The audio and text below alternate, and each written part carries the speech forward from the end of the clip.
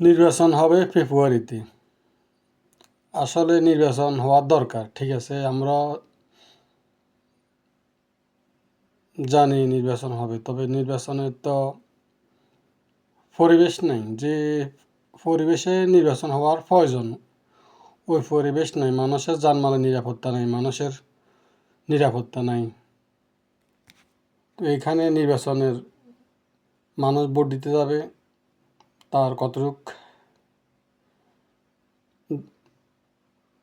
নিরাপত্তা দিবে প্রশাসন? প্রশাসন তো এখন সাধারণ একটা মানুষ রোড গাড়ে যাইতেছে, ওখানে নিরাপদ নেই, মানুষ খুন হইতেছে, চাঁদাবাজি হইতেছে, দেখা যাচ্ছে বিভিন্ন রকম সমস্যা। মূল সমস্যাটা প্রশাসন নিয়ে। প্রশাসন যদি অ্যাক্টিভ থাকে তাহলে রাস্তাঘাটে মানুষ বের হতে, মানুষ চলাফেরা করতে আশা করি তেমন সমস্যা হবে না। আর আশা করি যদি ওখানে রাস্তাঘাটে যদি ঠিক মতো মানুষ চলাফেরা করতে পারে, শহরে উঠতে পারে, তাহলে নির্বাচনের মুখী মানুষ হবে। এখন তো মানুষ চিন্তা করতেছে নির্বাচন ছাড়া তো মানুষ নিরাপদ নাই। নির্বাচনের সময় ভোট দিতে যাবে, কতটুকু নিরাপদ?